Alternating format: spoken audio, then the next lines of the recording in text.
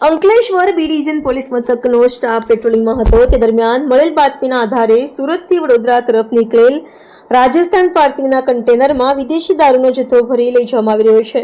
બાતમીના આધારે પોલીસે રાજપીપળા ચોકડી પાસે આવેલ વર્ષા હોટલ સામે વોચ ગોઠવી હતી।